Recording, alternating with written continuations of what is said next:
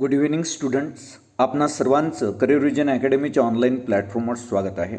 आज आपण current अफेअरच्या online taste सिरीजचा भाग 9 सुरू करत आहोत.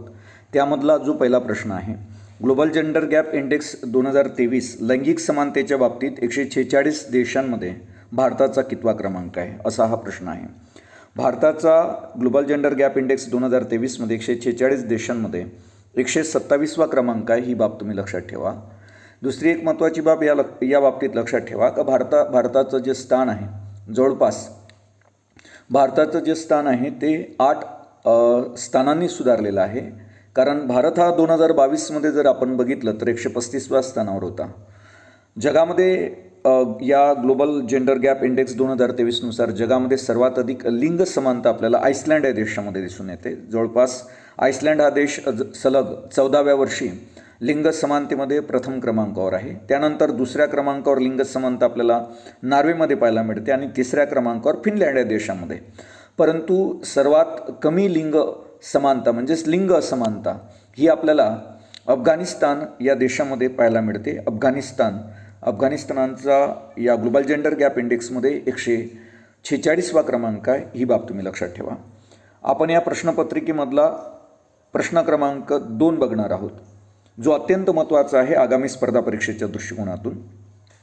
सन 2023मध्ये गीता प्रेस गोरखपूरच्या स्थापनेला किती वर्ष पूर्ण झालेली आहे? अत्यंत महत्त्वाचा प्रश्न आहे. गीता प्रेस गोरखपूरच्या स्थापनेला 100 वर्ष पूर्ण झाली आहे. ही बाब तुम्ही लक्षात ठेवा. गीता प्रेस गोरखपूरची जी स्थापना झाली होती ती 1923मध्ये झाली होती आणि 2023मध्ये त्याला 100 वर्ष पूर्ण होत आहे. हे प्रकाशन UPमधलं आहे, कारण गोरखपूर UPमध्येच येतं. 2023मध्ये गीता प्रेसच्या स्थापनेला मी सांगितल्याप्रमाणे 100 वर्ष पूर्ण झालेली आहे. पण याशिवाय आणखी एक बाब तुम्ही गीता प्रेस गोरखपूरच्या संदर्भात लक्षात ठेवा का 2021चा गांधी शांतता पुरस्काराने गीता प्रेस गोरखपूरला 2023मध्ये सन्मानित करण्यात आलेले आहे. आणि दुसरी एक महत्त्वाची गोष्ट, जो गांधी शांतता पुरस्कार आहे त्याची जी स्थापना झाली होती ती 1995मध्ये झाली होती, महात्मा गांधीजींच्या 125व्या जयंतीनिमित्त. दुसरी एक महत्त्वाची गोष्ट का या गांधी शांतता पुरस्काराची जी रक्कम आहे किंवा पुरस्काराची रक्कम आहे ती 1 करोड रुपये आहे. आणखी एक गीता प्रेस गोरखपूरच्या बाबतीत तुम्ही एक बाब लक्षात ठेवा का गीता प्रेस हे जगातलं सर्वात जास्त आध्यात्मिक पुस्तकांची विक्री करणारं प्रकाशन आहे. तसेच जगातील सर्वात जास्त पुस्तकांची विक्री करणारं देखील प्रकाशन हे गीता प्रेसच आहे. ही बाब तुम्ही आगामी स्पर्धा परीक्षेच्या दृष्टिकोनातून विद्यार्थ्यांनी आवर्जून लक्षात ठेवावी. आपण बघणार आहोत प्रश्न क्रमांक या प्रश्नपत्रिकेमधला 3. हा देखील प्रश्न महत्त्वाचा आहे. प्रश्न क्रमांक 3, साहित्य अकादमी पुरस्कार 2023च्या संदर्भात कोणतं विधान सत्य आहे? या ठिकाणी 2 विधानं देण्यात आलेली आहे, अ आणि ब. अ विधान आहे 2023च्या साहित्य अकादमीच्या मराठी भाषेतील बाल साहित्य पुरस्कार जो आहे तो कवी एकनाथ आवाड यांना जाहीर झाला. हे विधान सत्य आहे. आणि ब विधान आहे का त्यांना हा पुरस्कार स्वतःविरुद्ध उभे करताना या बाल साहित्य कविता संग्रहासाठी जाहीर झालेला आहे. विधान चुकलेलं आहे. कारण जे एकनाथ आवाड आहे, कवी एकनाथ आवाड जे बाल साहित्यासाठी फेमस आहे, त्यांचं हे पुस्तक नाही आहे. हे पुस्तक कवयित्री जे विशाखा विश्वनाथ आहे त्यांचं हे पुस्तक आहे. कारण जे कवी एकनाथ आवाड आहे त्यांचं जे पुस्तक आहे छंद देई आनंद, या बाल साहित्य कविता संग्रहासाठी कवी एकनाथ आवाड यांना बाल साहित्य पुरस्कार जाहीर झालेला आहे, ना की स्वतःविरुद्ध उभे करताना या पुस्तकासाठी, या कविता संग्रहासाठी. कारण हा कविता संग्रह कवयित्री विशाखा विश्वनाथ यांचा आहे आणि त्यांना यावर्षीचा साहित्य अकादमीचा युवा, ज्याला आपण म्हणू युवा पुरस्कार जाहीर झालेला आहे साहित्य अकादमीचा. ही बाब तुम्ही लक्षात ठेवा, कवयित्री विशाखा विश्वनाथला. त्यामुळं या प्रश्नाचं जे उत्तर येईल ते म्हणजे फक्त अ. या प्रश्नपत्रिकेतला आपण पुढचा प्रश्न बघणार आहोत आणि तो म्हणजे 4. केंद्रीय अर्थसंकल्प 2023-24मध्ये भारत सरकारने कोणत्या वर्षापर्यंत सिकल सेल ॲनिमिया नष्ट करण्याचं मिशन जाहीर केलं? तर या प्रश्नाचं जे उत्तर आहे ते म्हणजे 2047पर्यंत. आणि ज्यावेळेस केंद्र सरकार केंद्रीय अर्थसंकल्पाच्या माध्यमातून एखादं एम ठेवत असेल, एखादं ध्येय ठेवत असेल तर आयोग अशा ध्येयाची दखल घेत असतो. तर आगामी स्पर्धा परीक्षेच्या दृष्टिकोनातून हा देखील प्रश्न अत्यंत महत्त्वाचा आहे का केंद्र सरकारने 2023-24च्या केंद्रीय अर्थसंकल्पामध्ये कोणत्या वर्षापर्यंत सिकल सेल ॲनिमिया नष्ट करण्याचं मिशन जाहीर केलेलं आहे? त्याचं उत्तर आहे 2047पर्यंत. या प्रश्नपत्रिकेतला आपण पुढचा प्रश्न बघणार आहोत. प्रश्न क्रमांक 5. अशी कोणती योजना आहे का जी योजना जैविक खते आणि सेंद्रिय खतांच्या संयोगानं रासायनिक खतांचा संतुलित वापर करणे तसेच अंतर्गत रासायनिक खतांचा वापर कमी करणे यासाठीची ती योजना आहे? तर ही योजना म्हणजे का जी रासायनिक खताचा वापर कमी करणार आहे, या योजनेचं जे नाव आहे ते आहे म्हणजे PM प्रणाम, ही ती योजना आहे. आणि त्यानंतर या PM प्रणाम या योजनेच्या अंतर्गत काय होणार आहे का रासायनिक खतांचा वापर कमी करण्यावर भर देण्यात येणार आहे. सोबत जैविक खते आणि सेंद्रिय खताच्या वापरावर जास्त भर देण्यात येणार आहे आणि रासायनिक खतांचा संतुलित वापर करण्यावर या PM प्रणाम या योजनेच्या अंतर्गत भर देण्यात येणार आहे. ही बाब तुम्ही लक्षात ठेवा. यामधलं एक अमृत धरोहर योजना आहे. तर अमृत धरोहर योजना ही ज्या काही पाणथळ जागा असतात भारतामध्ये, ज्या काही पाणथळ जागा आहे त्या पाणथळ जागांचं संवर्धन करण्यासाठी ही योजना 2023-24च्या अर्थसंकल्पामध्ये केंद्रीय मंत्रालयाने किंवा केंद्र सरकारने सुरू केलेली आहे. ही बाब तुम्ही लक्षात ठेवा. त्यानंतर मिष्टी स्कीम आहे, ही देखील 2023-24च्या अर्थसंकल्पामध्ये केंद्रीय अर्थसंकल्पामध्ये सुरू करण्यात आली. त्याचं प्रयोजन आहे का जे समुद्रकिनाऱ्यालगत जे काही कांदळवने असतात त्यांचं संवर्धन करणे, हा मिष्टी योजनेचा एक महत्त्वाचा उद्देश आहे. आणि एक आहे योजना ती म्हणजे श्री अन्न योजना. तर या योजनेचा जो मुख्य भर आहे तो भरड धान्यावर आहे आणि आपण पाहतोय की संयुक्त राष्ट्रसंघाने 2023 हे वर्ष आंतरराष्ट्रीय भरड धान्य वर्ष म्हणून साजरे करत आहे. तर यासाठी भारत सरकारने 2018मध्ये एक प्रस्ताव संयुक्त राष्ट्राकडे पाठवला होता का 2023 हे वर्ष आंतरराष्ट्रीय भरड धान्य वर्ष म्हणून साजरं करावं. त्याची दखल घेत संयुक्त राष्ट्रसंघाने 2023 हे वर्ष आंतरराष्ट्रीय भरड धान्य वर्ष म्हणून साजरं करत आहे. आणि दुसरी एक बाब लक्षात ठेवा का भारतामध्ये भरड धान्याचं सगळ्यात जास्त उत्पादन राजस्थानमध्ये होते. प्रश्न क्रमांक घेत आहोत आपण 6 या प्रश्नपत्रिकेमधला. समुद्रकिनाऱ्यालगत किनाऱ्यावर कांदळवनांच्या लागवडीसाठी कोणती योजना आहे? आताच मी तुमच्याशी या संदर्भात प्रश्न क्रमांक 5मध्ये बोललो. ती योजना म्हणजे मिष्टी योजना. मिष्टी या योजनेच्या अंतर्गत समुद्रकिनाऱ्यालगतच्या किनाऱ्यावर कांदळवनांच्या लागवडीसाठीची ती योजना आहे मिष्टी.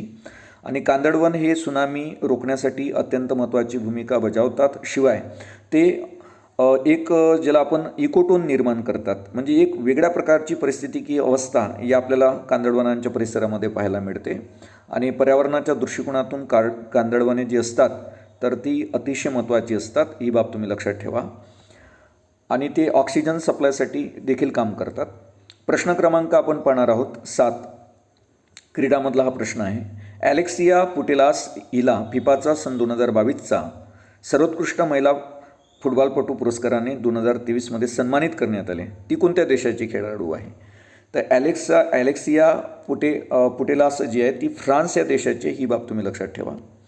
या प्रश्नपत्रिकेमधला आपण पाहणार आहोत प्रश्न क्रमांक जो 8. आगामी स्पर्धा परीक्षेच्या दृष्टिकोनातून हा प्रश्न खूप महत्त्वाचा आहे. मॅक रुदरफर्ड हा कोणत्या देशाचा नागरिक आहे ज्याने अलीकडे वयाच्या 17व्या वर्षी एकट्याने विमानाने जगाची प्रदक्षिणा पूर्ण केलेली आहे? तर ही बाब लक्षात ठेवा का मॅक रुदरफोर्ड याने वयाच्या 17व्या वर्षी एकट्याने विमानाने जगाची प्रदक्षिणा पूर्ण केलेली आहे. आणि हा जो मुलगा आहे हा ब्रिटन या देशाचा नागरिक आहे. ही बाब तुम्ही लक्षात ठेवा. या प्रश्नपत्रिकेमधला आपण पाहणार आहोत प्रश्न क्रमांक 9. कोणत्या सांबा जिल्ह्यातील पल्ली ही पूर्णपणे सौर ऊर्जेवर चालणारी देशातली पहिली कार्बन न्यूट्रल पंचायत ठरली? आता सांबा जिल्हा खालीलपैकी पर्याय दिलेले आहे. कोणत्या राज्यातला सांबा जिल्हा आहे? केरळ, तेलंगणा आणि हिमाचल. या तिन्ही राज्यामध्ये सांबा जिल्हा येत नाही. सांबा जिल्हा हा जम्मू काश्मीर राज्यामधला जिल्हा आहे. ही बाब तुम्ही लक्षात ठेवा. त्यामुळे या प्रश्नाचं जे उत्तर असणार आहे यापैकी नाही. पल्ली ही पूर्णपणे सौर ऊर्जेवर चालणारी देशातली पहिली कार्बन न्यूट्रल पंचायत ठरली. ही बाब तुम्ही लक्षात ठेवा. कारण आपल्याला आगामी जे गट अ आणि गट अ म्हणा किंवा गट ब किंवा गट क संयुक्त मुख्य परीक्षा आहे त्यामध्ये पर्यावरण हा विषय आहे. आणि जेव्हा केव्हा असं एक पाऊल उचलले जाते जे पर्यावरणासाठी लाभदायक असते तर आयोग अशा मुद्द्यांची दखल घेत असतो आणि त्या अनुषंगानं प्रश्न विचारत असतो. तर पहिली कार्बन न्यूट्रल पंचायत भारतातली कोणती? तर ती म्हणजे पल्ली. आणि ही पूर्णपणे सौर ऊर्जेवर चालणारी देशातली पहिली कार्बन न्यूट्रल पंचायत आहे. ही बाब तुम्ही लक्षात ठेवा. आणि ती जम्मू काश्मीरमधल्या सांबा जिल्ह्यामध्ये येते.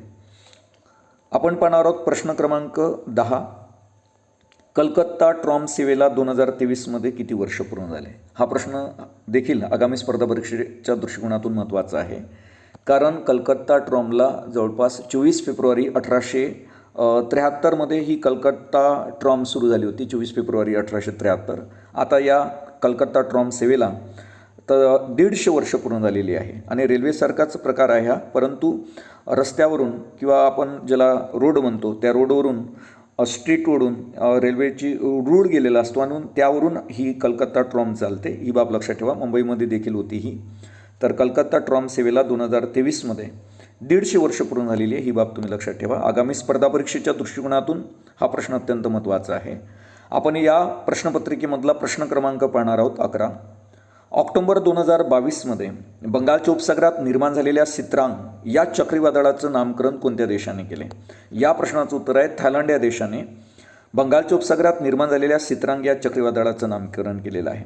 आणि जेव्हा केव्हा चक्रीवादळ येते तर आयोग अशा चक्रीवादळांचे नामकरण कोणत्या देशानं केलेलं आहे अशा प्रकारचे प्रश्न विचारते. ही बाब तुम्ही लक्षात ठेवा. प्रश्न क्रमांक आपण 12 घेणार आहोत, जो अत्यंत महत्त्वाचा आहे. नागपूर विद्यापीठाची स्थापना कोणत्या रोजी करण्यात आली असा हा प्रश्न आहे. नागपूर विद्यापीठाची स्थापना 4 ऑगस्ट 1923मध्ये करण्यात आली आणि उद्याला 4 ऑगस्ट 2023ला नागपूर विद्यापीठाला 100 वर्ष पूर्ण होत आहे. नागपूर विद्यापीठाचं नामकरण करण्यात आलेलं आहे. आता ते राष्ट्रसंत तुकडोजी महाराज नागपूर विद्यापीठ नागपूर असं ओळखलं जाते. राष्ट्रसंत तुकडोजी महाराजांना राष्ट्रसंत ही जी पदवी दिली होती ती राजेंद्र प्रसाद यांनी दिली होती 1955मध्ये. आणि दुसरी एक बाब लक्षात ठेवा नागपूरवरून 1923च्या संदर्भात 1923मध्ये नागपूरला ज्याला आपण झेंडा सत्याग्रह करण्यात आला होता नागपूर आणि जबलपूरला. त्यामध्ये सरदार वल्लभभाई पटेल म्हणा किंवा चक्रवर्ती राजगोपालाचारी, डॉक्टर राजेंद्र प्रसाद, विनोबा भावे यांचा देखील झेंडा सत्याग्रहामध्ये सहभाग होता. आणि झेंडा सत्याग्रह नागपूरपासूनच सुरुवात झाली होती 1923मध्ये. तर आगामी स्पर्धा परीक्षेच्या दृष्टिकोनातून नागपूर विद्यापीठाची स्थापना आणि झेंडा सत्याग्रह दोन्ही 1923चे आहे आणि दोन्हीही प्रश्न आगामी स्पर्धा परीक्षेच्या दृष्टिकोनातून अत्यंत महत्त्वाचे आहे. विद्यार्थ्यांनी ही बाब आवर्जून लक्षात ठेवावी. प्रश्न क्रमांक आपण पाहणार आहोत या प्रश्नपत्रिकेमधला 13वा. हिंदी महासागरात निर्माण झालेल्या करीम चक्रीवादळाचं नामकरण कोणी केले? या प्रश्नाचं उत्तर आहे हिंदी महासागरात निर्माण झालेल्या करीम चक्रीवादळाचं नामकरण सेशल्स या देशाने केलं. सेशल्स हा दक्षिण आफ्रिकेतला देश आहे आणि या देशाने हिंदी महासागरात निर्माण झालेल्या करीम चक्रीवादळाचं नामकरण केलेलं आहे. ही बाब तुम्ही लक्षात ठेवा. प्रश्न क्रमांक आपण पाहणार आहोत 14वा. महाराष्ट्र राज्य सरकारची ₹1 पीक विमा योजना खरीप व रब्बी हंगाम 2023-24 ते कोणत्या वर्षाच्या कालावधी दरम्यान राबवण्यात येणार आहे? अत्यंत महत्त्वाचा प्रश्न आहे आणि शेतकऱ्यांच्या हिताचा हा निर्णय होता महाराष्ट्र सरकारचा किंवा आहे. आणि ही योजना ₹1 जे पीक विमा योजना आहे शेतकऱ्यांसाठीची खरीप आणि रब्बी हंगामासाठी ती जवळपास 3 वर्ष चालणार आहे, म्हणजे 25-26 पर्यंत. 23-24 ते 2025-26 या आर्थिक वर्षापर्यंत महाराष्ट्र राज्य सरकारतर्फे ₹1 पीक विमा योजना राबवली जाणार आहे शेतकऱ्यांसाठी. ही बाब तुम्ही लक्षात ठेवा. आणि महाराष्ट्र सरकारचे असे शेतकऱ्यांच्या हिताचे जे निर्णय असतात यावर देखील आयोग प्रश्न विचारण्याची दाट शक्यता असते. आपण या प्रश्नपत्रिकेमधला शेवटचा प्रश्न घेणार आहोत. 37व्या राष्ट्रीय क्रीडा स्पर्धेचं आयोजन कोणत्या राज्यात होणार आहे? या प्रश्नाचं उत्तर आहे गोवा या राज्यात 37व्या राष्ट्रीय क्रीडा स्पर्धेचं आयोजन करण्यात येणार आहे. या अगोदर आणि या 37व्या राष्ट्रीय क्रीडा स्पर्धेमध्ये जवळपास 43 क्रीडा प्रकारांचा समावेश असणार आहे. ही बाब तुम्ही लक्षात ठेवा. 2022मध्ये 36व्या राष्ट्रीय क्रीडा स्पर्धेचं जे आयोजन होतं ते गुजरात राज्यात करण्यात आलेलं होतं, हे लक्षात ठेवा. आणि त्याआधी 35व्या राष्ट्रीय क्रीडा स्पर्धेचं आयोजन केरळ या राज्यात 2015मध्ये करण्यात आलेलं होतं, हे पण लक्षात ठेवा. परंतु आता 37वी राष्ट्रीय क्रीडा स्पर्धा ही गोव्याला आयोजित करण्यात येणार आहे. ही बाब तुम्ही लक्षात ठेवा. पुन्हा अशा प्रकारे हे करंट अफेअरच्या ऑनलाईन टेस्ट सिरीज 9मधले जवळपास 15 प्रश्न आहे जे आगामी स्पर्धा परीक्षेच्या दृष्टिकोनातून महत्त्वाचे आहे. पुन्हा आपण भेटू करंट अफेअरच्या ऑनलाईन टेस्ट सिरीजच्या 10व्या संचासह.